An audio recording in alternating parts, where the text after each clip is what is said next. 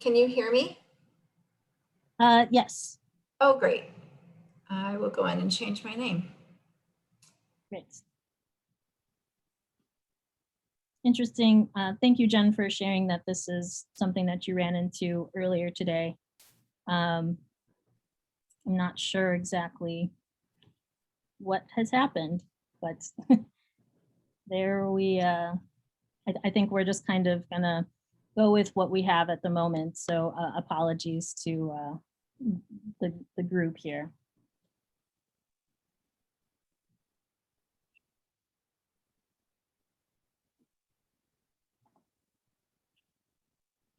Hello, everyone. Looks like there's a few people who are joining into our webinar as attendees. Thank you for joining us this evening. We're gonna, hold until 6 o'clock to begin.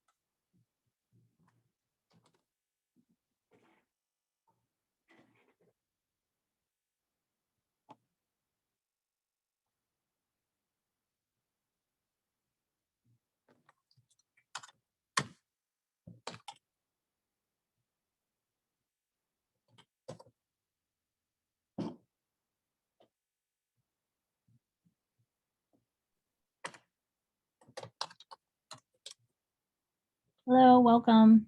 Welcome everyone who's joining us right now. We're gonna wait a few more minutes to begin.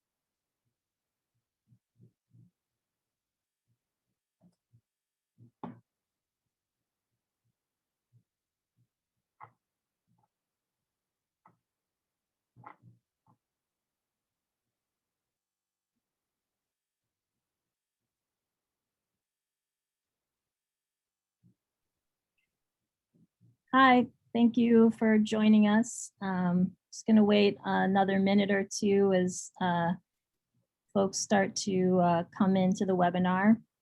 Thank you for spending your evening with us.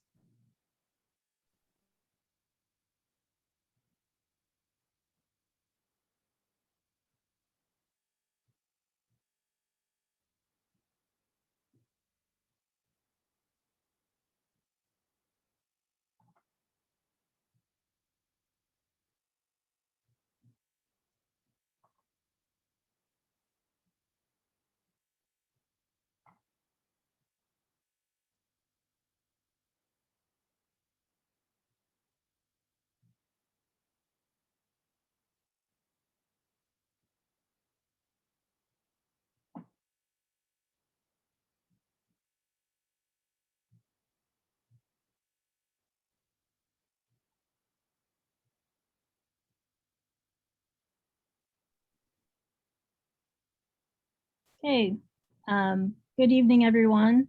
Hello, my name is Gabriela Jurasek, and I am the Assistant Commissioner of Community and Digital Engagement with the Department of Planning and Development.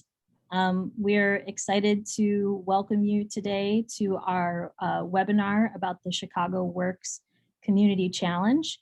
We have a panel of a number of city staff members who will be able to answer some of your questions that you might have about this program. We're going to have a Q&A period at the end of the webinar. So if you are able, or if you have questions as kind of we're going through the presentations or the presentation, you'll be able to use the Q&A box that's right here in Zoom, or the chat function. And we will, I'll be at the end of the presentation, go through those and bring the conversation or bring your questions up to the panel. First, we just wanted to go around and introduce a few of the other panelists who are here this evening. And apologies, we're having a few video issues with some of our Zoom videos here. So you may not see all of our faces, but we are here this evening. So Adam, do you want to go first? Yeah. Hey, everyone. Thank you for joining tonight. My name is Adam. I work on the mayor's economic and neighborhood development team over at the mayor's office. Thank you. And then with the reps, let's start with the Chicago Park District reps.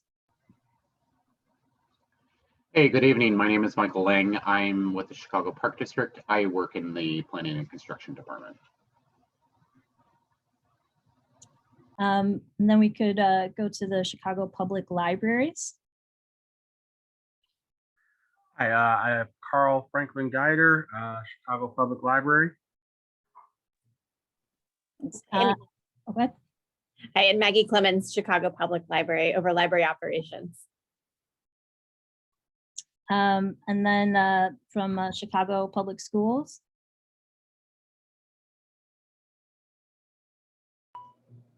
Benny Dye, Director of Operations for Capital Planning and Construction with Chicago Public Schools. Mark Wisniewski, Director of Renovation Construction, Chicago Public Schools. And then we have a representative from Streets and Sanitation. Hi there, you have Luis Cepeda, Assistant General Superintendent, Department of Streets and Sanitation. And from AIS. This is Kimberly Worthington. I'm with AIS in the Environmental Health and Safety Group. Thank you. So Adam, do you want to kick us off here?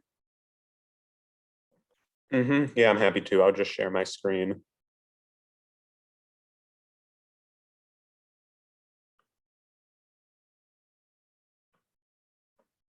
Are y'all able to see my screen?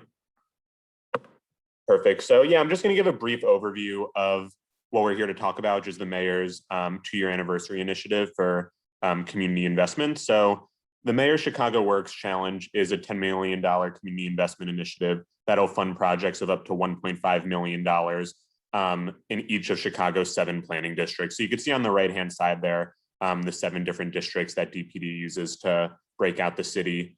And these projects are going to be very specific. So the funding can go towards any community identified enhancements to a public park, library, school, or residentially zoned city-owned vacant lots. So that's why we have representatives from our different departments and sister agencies relating to each of those different funding opportunities.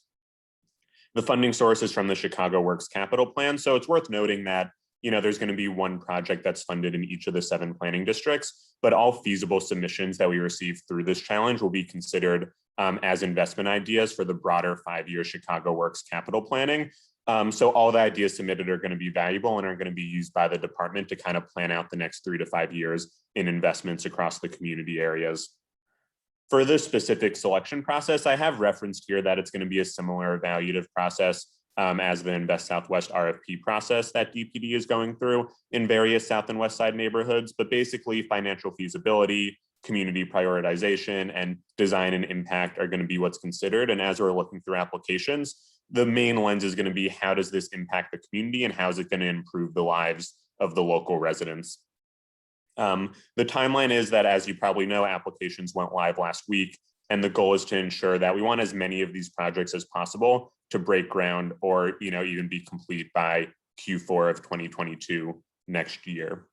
So that's a brief overview of the project. I'm going to go a bit into more detail on this timeline here. So you could see applications went live last week. We're now welcome to the informational webinar on June 9th. And applications will stay open for the next 2.5 months through August 30th. So plenty of time to come up with ideas, to crowdsource ideas from different community members. I could note that for applications, individual residents or community organizations can apply. So you can apply on behalf of a community organization that you might represent.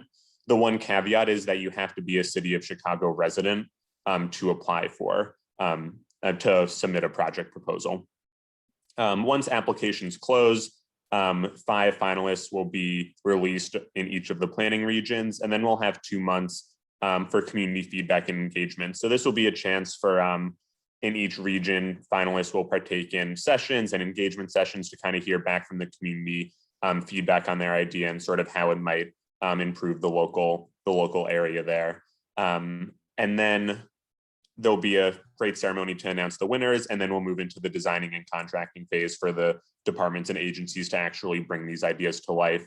Again, hopefully by the end of next year, we'll see significant progress, if on not all, most of these projects. So again, that's just a brief overview there on the timeline and overview of the project. You could look at our website as well, chicago.gov/Chicago Works Challenge, which I'm sure we'll post it in the chat, but that contains a lot of the information I just outlined. And it also has a frequently asked questions section where if I didn't mention something just now, there's a good chance that section on the website will have some information, important information relating to your inquiries. Great. Thank you so much, Adam. That was really helpful. I kind of wanted to talk to some of our panelists a little bit and get some ideas for, what would be an example of a project that you could see your agency kind of using for the Chicago Works Community Challenge. So is there anyone who would like to take a first stab at that in terms of an idea?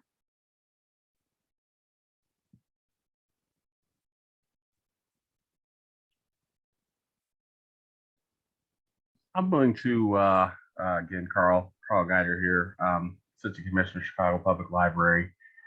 We definitely have a couple of projects that we feel definitely could apply. Starting off, Whitson Regional Library. We would love to do a renovation to the early learning children's space. I don't know if anyone's been to the Harold Washington Library or Thomas Hughes Children's Library here. We did a beautiful renovation a few years ago on that, and we would like to provide the same type of renovation for our Southside Regional Library. So that's a project that we definitely had in mind. Also, we have the Englewood Montclair neighborhood on the north side has been desiring their own branch for quite many years now. We do have a branch there, but it's really tiny, more of just a satellite facility. And we would like to provide a full standard, 12,000 square foot library branch there. This would be used to provide supplemental funding towards that. It probably costs more than the 1.5, but definitely will allow us to provide as much programming space as possible. So those are just 2 of the projects, but we probably have 5 to 10 projects that really fit this, but I don't want to monopolize the time. Great, thank you so much. Is there another rep who has an idea that they think would, work as an example for this? Certainly. This is Michael Lang from the Chicago Park District. $1.5 million provides a lot of opportunity to do improvements at any of our park spaces throughout the city. You can do improvements that could include improvements to a water spray feature, enhancements, or even a new playground could happen in your neighborhood. Improvements to basketball courts or tennis courts or soccer pitches, paving pathways through parks, or making ADA improvements, such as entry ramps or elevators inside of our buildings, auditorium seating, lights, the sort of the gamut goes, far and wide. One of the things I think we get a lot of requests for at the Park District are community gardens and actually just trees. And so, that's another real good opportunity for community to select. And if I could jump in right after Michael, because one of the things I was thinking that from CPS that we could use it for would be possibly some playgrounds or some of the site projects that we'd like to do that might include a turf field, running tracks, things like that. Also, we have some swimming pool enhancements just that we could possibly make at some of our schools too, which could benefit the broader community as well. Great, thank you. Do we have any other possible examples? There's one, with the Department of Planning and Development. We will be opening on June 17th a new project in Austin on Chicago Avenue and Lockwood called Quartz, which was a former vacant lot that has been transformed into a community space. So there will be an area for the community to gather, to have food trucks come in and have folks. There's going to be picnic tables and a shaded area so that you can come out and enjoy a nice afternoon on Chicago Avenue. It could be used as a performance space. There's just a lot of opportunities, and there's also a basketball court that's been attached to it as well. And that was all taken and created from a vacant lot. So I think that, that would be a great example of a project that could possibly come to your neighborhood. Do we have other examples from the group that you would like to put out there?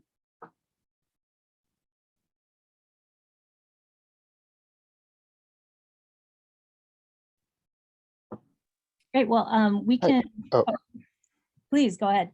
Hey, I'm sorry, can you hear me? Am I coming through? Yes. Hi, this is Luis from Streets and Sanitation. So, I mean, you pretty much, the idea is for Streets and Sand is we obviously maintain all of the city lots when it comes to cutting them and, making sure that they are up to standards of the community and improving the quality of life. So taking over any of these vacant lots in the way that you just mentioned, or even a community garden, would be a great asset and benefit, and would assist us with having to maintain those lots.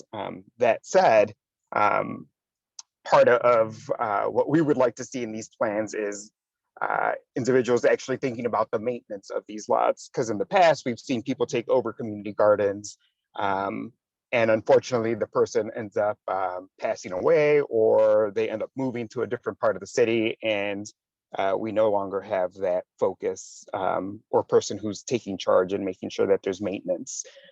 So just keeping that in mind with your proposal would be beneficial, because then Streets and Sand ends up coming back and having to take over that lot. Great, thank you. That's an excellent point. I think one of the important things to consider is kind of feasibility overall for some of these projects. We are hoping there's going to be $10 million awarded for the whole city, and then there will be one finalist selected for each of the 7 planning districts in the city. So the way that we're going to go about that selection process is both looking at feasibility internally, kind of overall budgets, and then also through the community engagement process. So I don't know, Adam, if you wanted to talk a little bit more, dig into that, the possibilities there.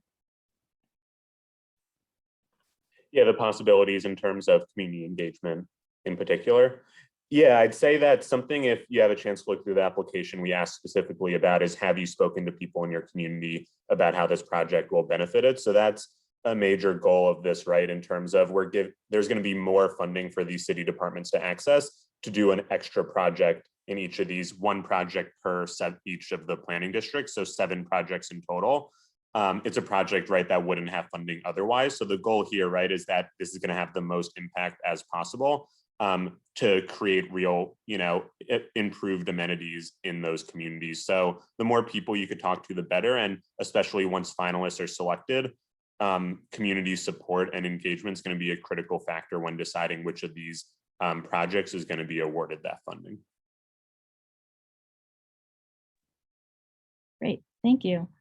I think we can go to some of the questions that have come in. And again, if you would like to ask a question, you can use the Q&A box or pop it in the chat, and I'll be monitoring that. One of Dana asked, thank you for this webinar. Is this 1.5 million for one project per region? And yes, that, just to reiterate that, there's an overall $10 million going to be awarded, and there then will be one project per planning region that receives part of that award. Rachel, same question. Can you confirm there will be 7 finalists awarded? Yes. So there will be one finalist per region, and then that will be decided based on our selection criteria and then the community engagement as well. Judy asked, Oz Park is in the central region, has a 33-year-old wood playground that is falling apart and not ADA compatible. I think your question is, would something like that be worthy of, being a finalist for this type of project? Don't know. Does somebody from Parks want to address that?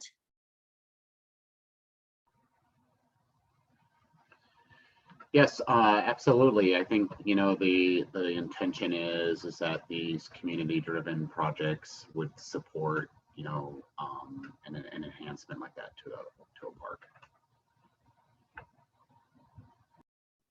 Thank you. Carolyn is asking, what if any are the plans or ideas for Rainbow Beach?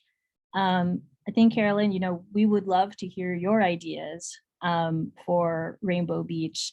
That's part of this project, is that these are going to be kind of community generated ideas for the finalists. So if you have something that's really resonating with you, we really encourage you to apply and put it out there. Lee asked for the Park District. I'm with a PAC, and we know that estimates have been done for extensive repairs needed to our field house. We submitted a FOIA, but they're asking for years and specifics which we don't know.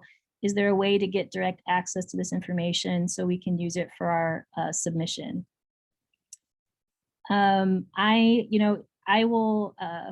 don't know if the parks representative, Michael, if you have more info on that, but we can also follow up on this specific question if you email dpd@cityofchicago.org, and we can try to get you more information. I don't know, Michael, if you have more info there.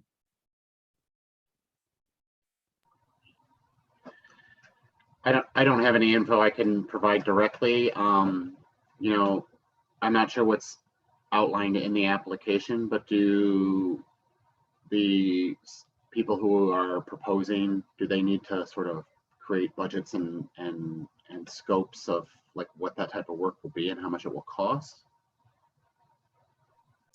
I don't believe so. Adam, do you want to talk a little bit more about what's specifically asked in the applications? Yeah, it's a good question. The short answer is no. The application is meant to be as simple as possible. You don't have to be an architect or have really great details about design or things like that to be able to apply. We just really want ideas, and then it'll be the jobs of the departments who actually implement the project to make sure it's done in the right way. But I see the next question here, which relates to this, that I could answer as well. How do we get estimates done, say for a school, a park improvement, et cetera, so we know we're in the 1.5 million range?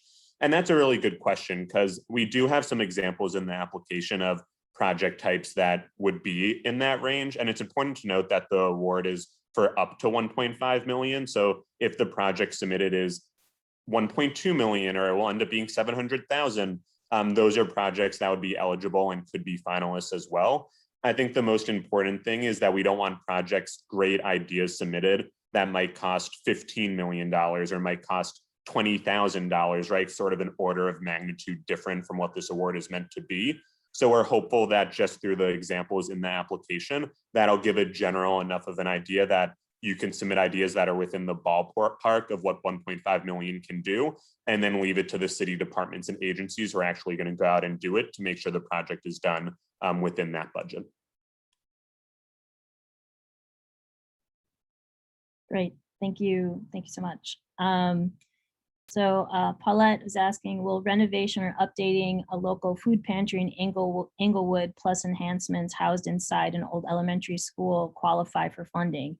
Also creating more indoor spaces for other community activities. Adam, do you want to address that? Yeah, let me know if you have anything to add, but the first thing here is that to qualify for the funding, it has to be city-owned property. So if it's a large local food pantry that's privately owned, that wouldn't qualify for this specific program. And then for the second part of the question around enhancements inside a local elementary school, and a representative from CPS, please clarify here as well, but the enhancement has to be beneficial to the broader community. So it has to be open to the community to qualify. So that's why a field or a playground at a school would qualify, but if it's inside the school and only accessible to students or teachers at the school, that would also fall outside of the scope of this specific initiative. But I don't know if Venny or anyone else from CPS has anything to add there. No, that's appropriate. Great, thank you, Paulette. That's a very good question. Rachel asked, would community art spaces be acceptable for this application to build up from vacant lot space? Who said, I don't know if you want to address that, or Adam?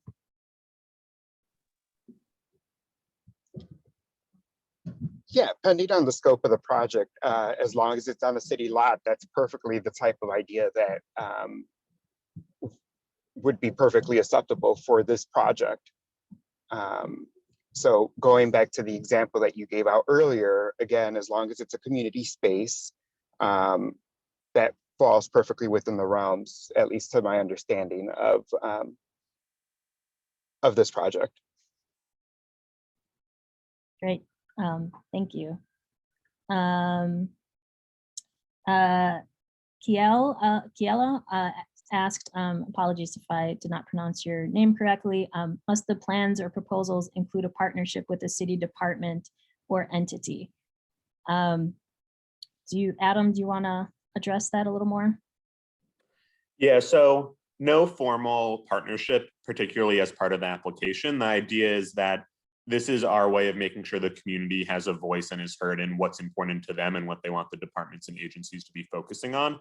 So in that sense, it's a partnership that you're letting the city know what improvements to parks and libraries and schools and vacant lots you want to see. And then once selected as a finalist and then ultimately as a winner, that's when the department and agency will then come in to bring that idea to life. But for the application to be successful or to win, there doesn't have to be buy-in from the districts, from the parks or library or school ahead of time.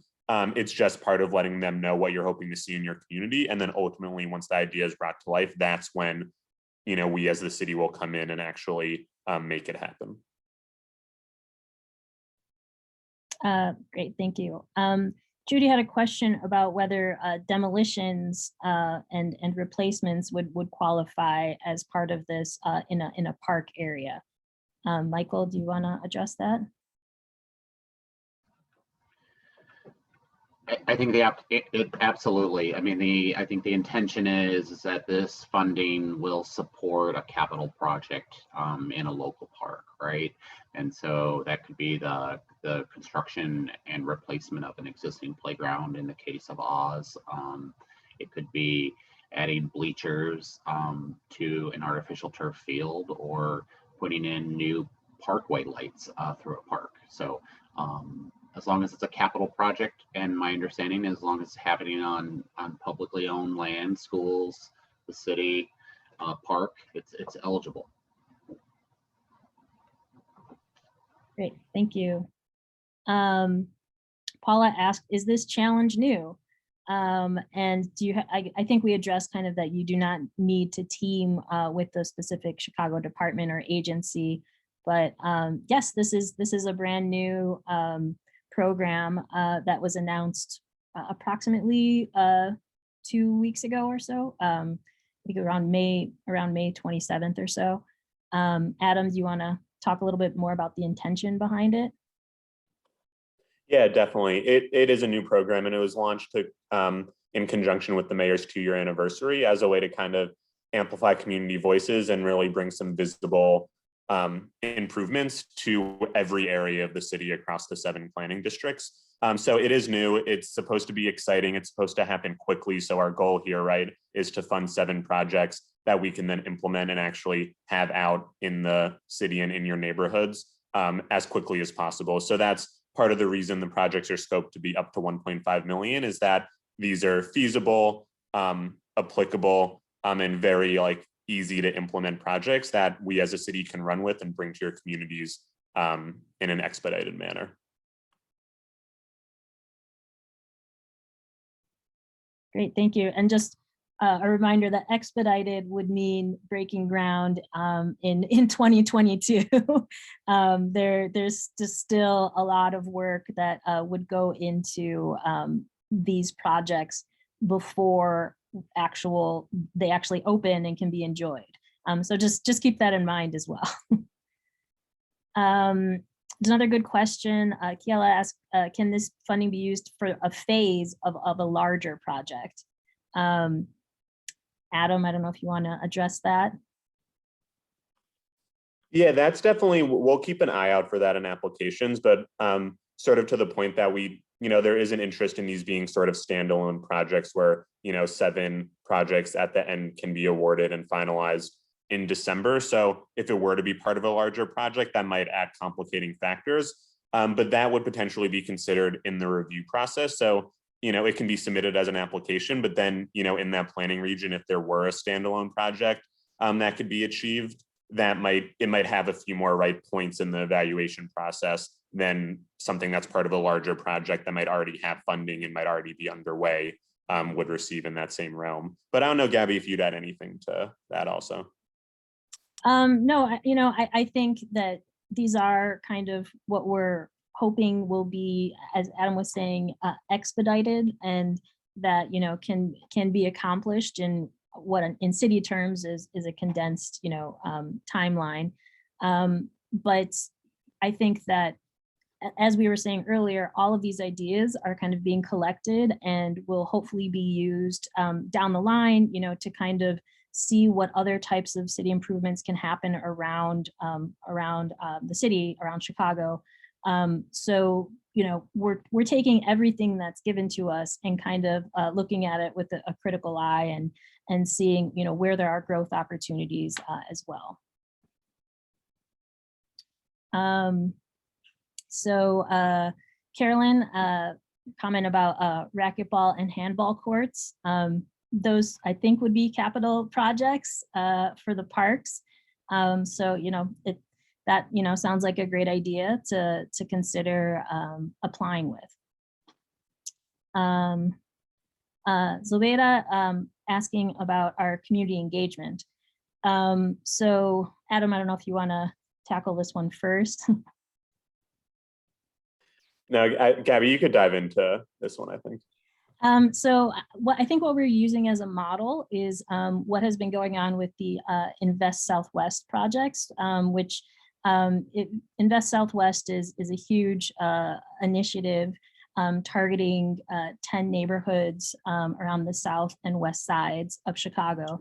And there are development projects where the city is accepting proposals from developers for often city-owned properties that then can be, the community then has some of the input into how these properties are chosen. So there have been meetings where we invite the people proposing these projects to kind of present their ideas and their designs.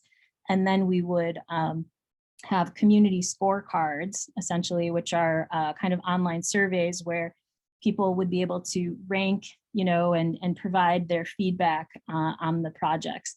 So that's going to be, farther into the fall and winter probably.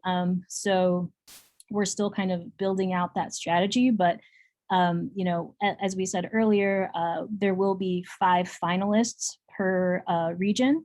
And then once we are not 5, I guess, semifinalists per region. And then we will be going to the communities to kind of gather input on all of those proposals.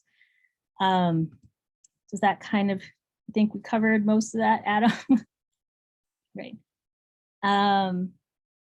There's a question about whether affordable housing be developed as part of this project.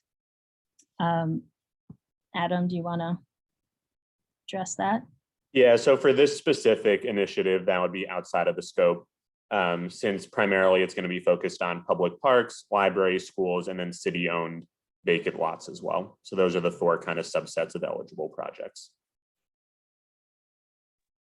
Ravi asked, is this program usable only by city departments, or can other community partners access these funds?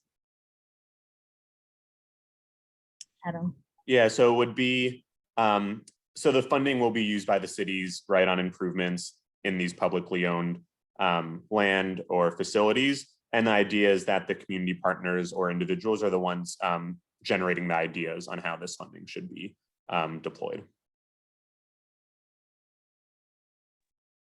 So there was another question about a new library development, and in a community in Avondale, which has never had one.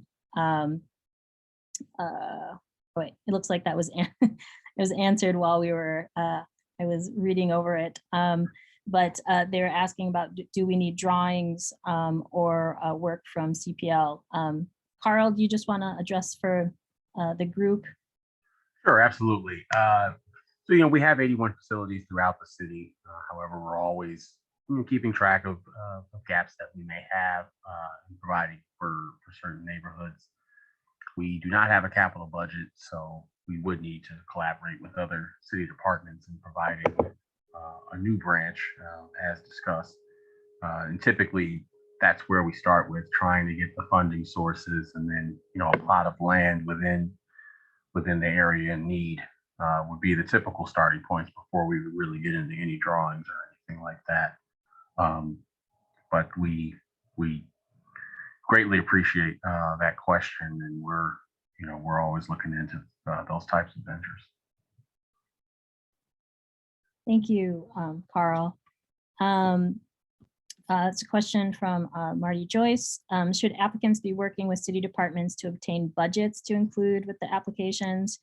How will the applications be evaluated and by whom? And should we be collecting signatures to demonstrate community support and engagement? Adam, do you want to take part of that? Yeah, so I'd say for the first part, there's no need to submit a detailed budget as part of the application.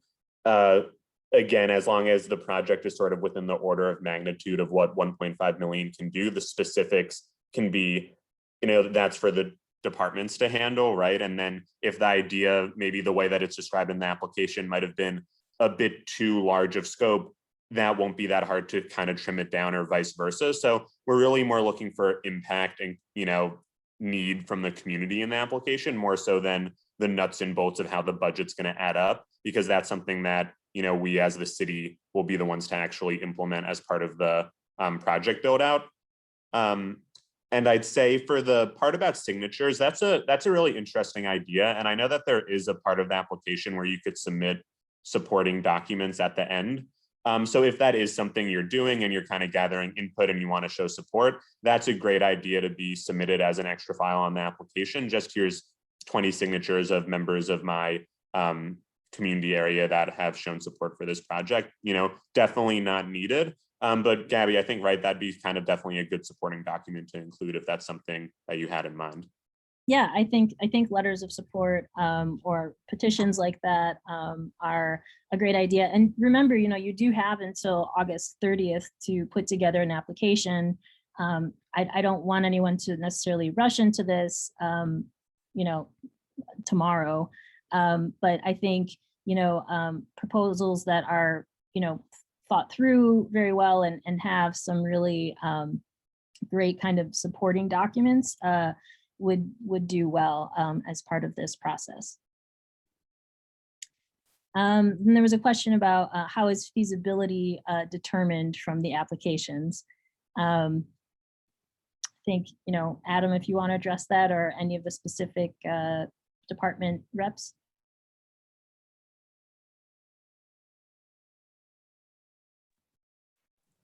Yeah, I could jump in here with something a bit general.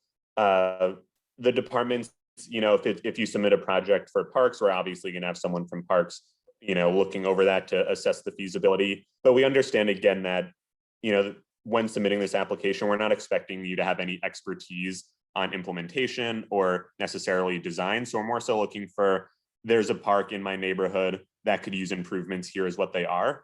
And then, you know, that'll be up to then us as city employees to then look at that park, assess whether there are improvements that can be made within that budget, and go from there. So I think as long as you could be as detailed on possible on what improvements you'd like to see and why that would positively impact you and your community members, that's again sort of like the key central tenet of the application we're really going to be assessing. And then feasibility will then be kind of taken from that. But I wouldn't put too much pressure on you as the applicant to really have too much expertise in knowing exactly how to lay out some of those more technical pieces of the improvements. Great, thank you. This is this Kimberly Worthington with AIS, and I'm in the Environmental Health and Safety Group. And just to echo something that Luis brought up regarding the vacant lots, you know, we will be part of the review of those vacant lots to make sure that, you know, the public's health and safety is being protected, or, you know, whatever cleanup that's needed is being done before that kind of installation can be done if needed. So we'll be looking at it from that standpoint as well. Great, thank you. Our next question here. Somebody asked about the map tool for looking at the vacant lots that are currently in the city, and I put it in the Q&A answer box, and I'll also put it in the chat here just for reference, so that you have that.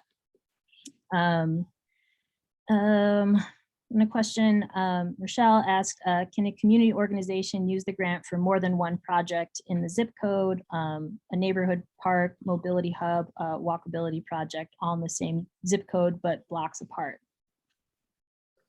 That's a good question, but it is going to be one project per planning region. And another way of saying that is that it has to kind of be in one specific location per planning region. So if there were a few projects you had in mind in that zip code, choosing the one you wanted to prioritize and apply for would be my recommendation there.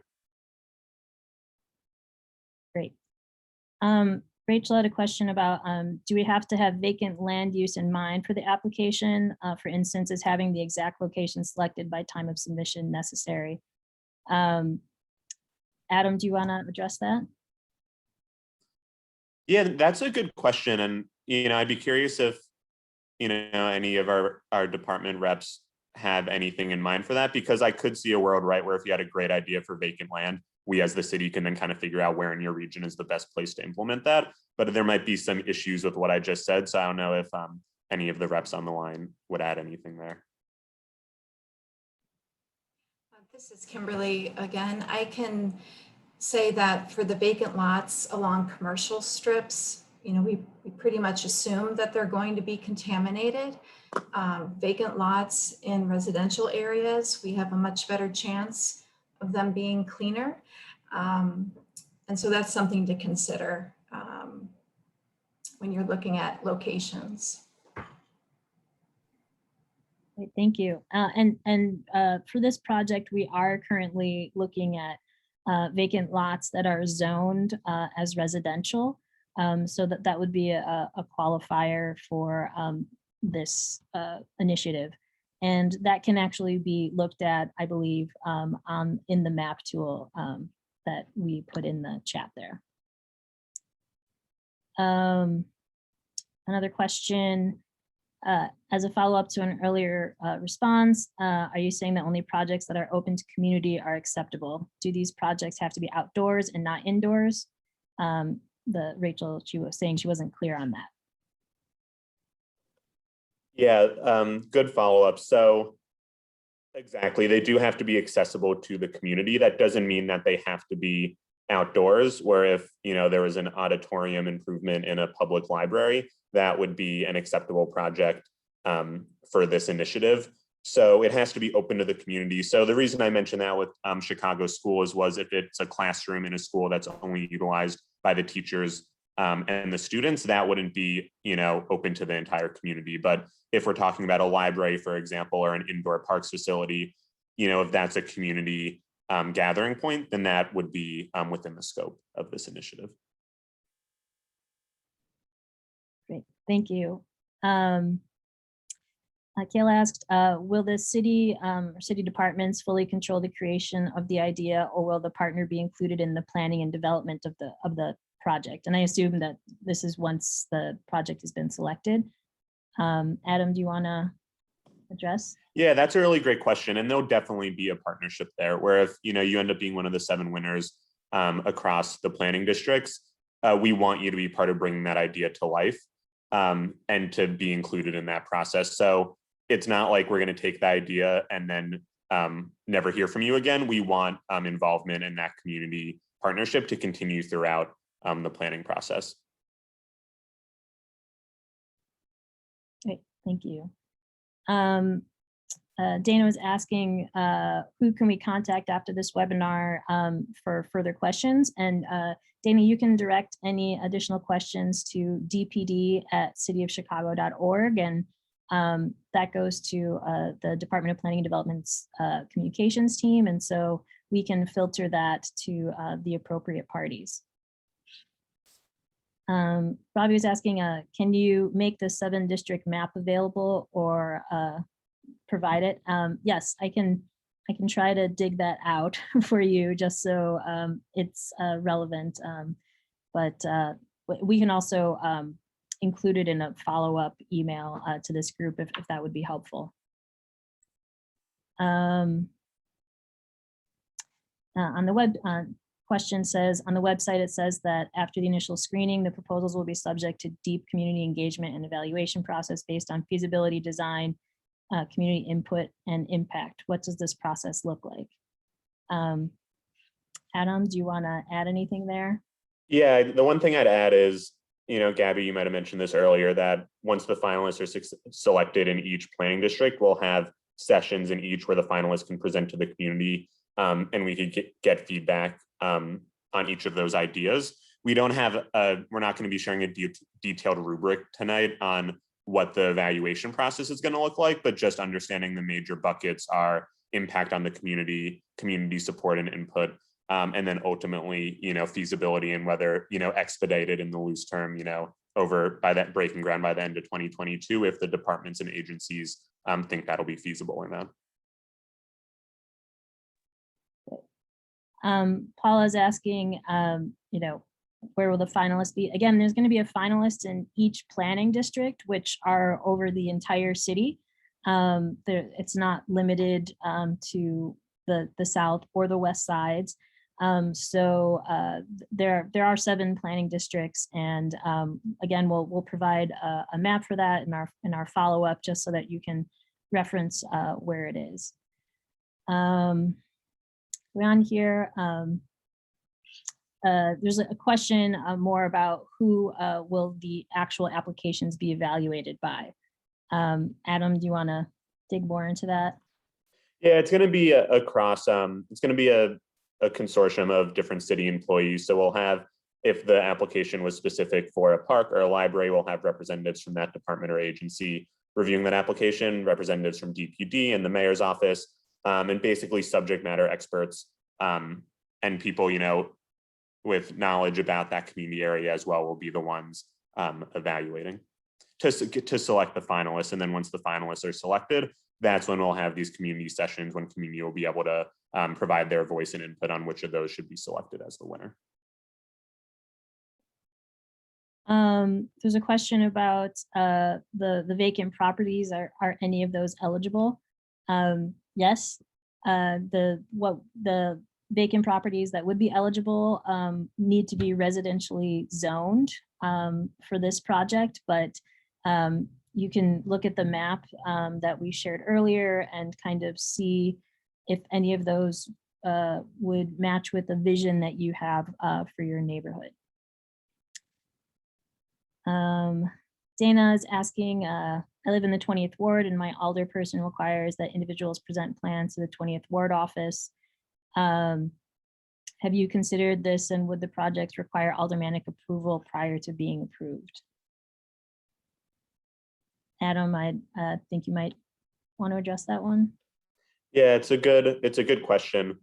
We work closely with you know, the aldermen in all of the different wards. So, you know, because this is going to be specific to the 7 planning districts, not to wards, right? So we're going to have applications coming in for the first planning district, which could encompass multiple wards. So because of that, right, it's not going to be specific projects necessarily per alderman. But I think alderman engagement will be great, but it won't be a requirement in the application in any way for you to signify that you spoke with your alderman or that they approved of your project. But that could, you know, that is another form of community local engagement to kind of understand what's going to be important to your community when you're, you know, coming up with these ideas and then ultimately submitting them. Great. There's a question again about the alderman. As Adam was saying, you know, I think it's good to stay in conversation with them, and surely we will on this project, but it's not a requirement to put together an application.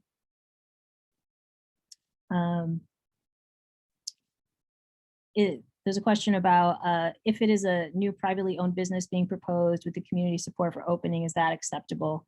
Will the business owner be able to purchase the property? Adam, do you want to address that? Yeah, if I understand the question correctly, I don't believe that that would be eligible for this program because it would be a privately owned property, whereas for this specific initiative, again, it has to be either it has to be city-owned land where there's a park, library, school, or city-owned residentially zoned vacant lot. So this funding won't be eligible for a business owner, a private business owner to apply for. Thank you.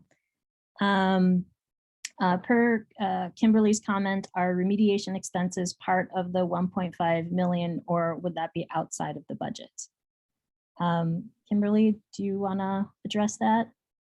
Sure. For capital projects, any environmental remediation that's needed, you know, whether it's inside the library where there may be, you know, some asbestos on some old pipes, or, you know, lead-based paint somewhere, or, you know, contaminated soil, those would all be eligible costs that would be incorporated into the budget. And that's where, you know, part of the subject matter experts come in that Adam mentioned to come up with those kinds of numbers. Thank you. It's a question about are B3 zoned lots eligible? Adam? Yeah, sorry, I'm not, for that specific question, I'm not sure of the answer, and that'd be something, unless someone else on the line has more knowledge of that zoning, we'd have to get back to that respondent on. Yeah, I'm not positive. We are looking at, as we said before, residential zoning only for these lots. So I'm not sure if B3 is a residential zoning standard. But we can follow up with you on that.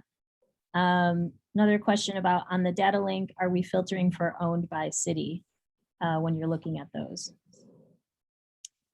Yes, these need to be city-owned properties for this challenge.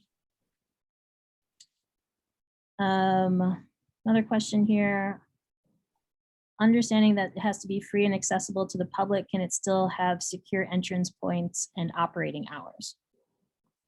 Yeah, absolutely. So in the way that, you know, a library might not operate 24 hours a day, it's open to the public. It doesn't have to be open to the public at all times.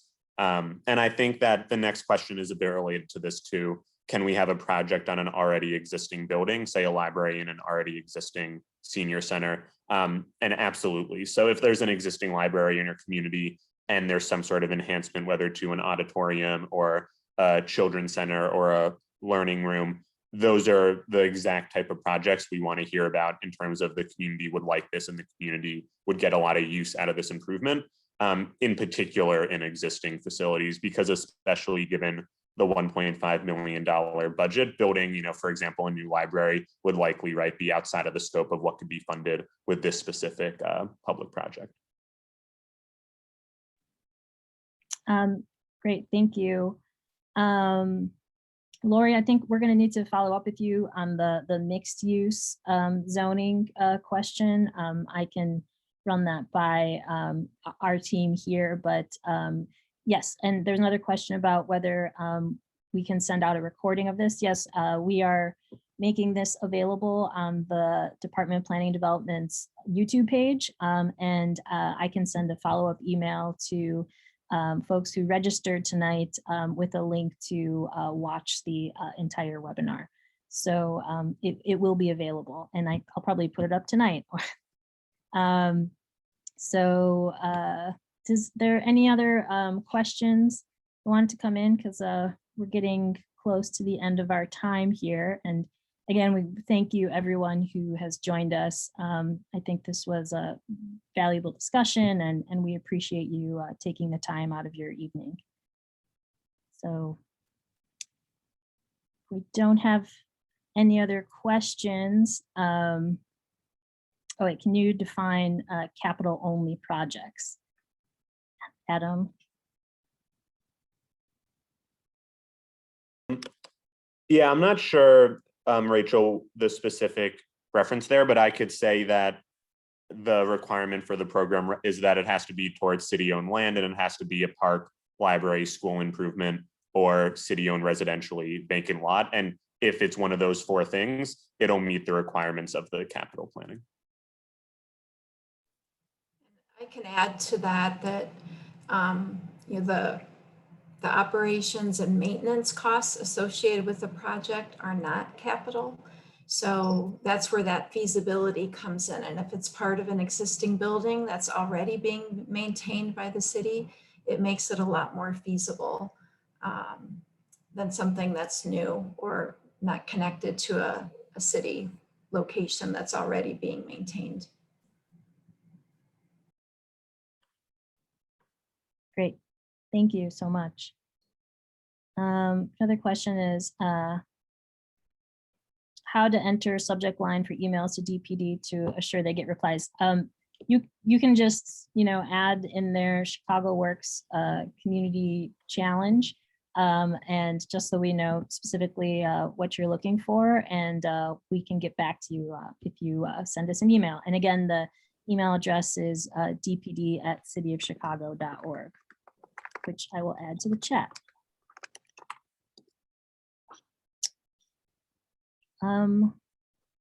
Not sure if we have any other questions here. again, thank you all so much for joining us this evening. And we're really looking forward to seeing the ideas that you put forth, and excited for the rest of this project. So thank you all again.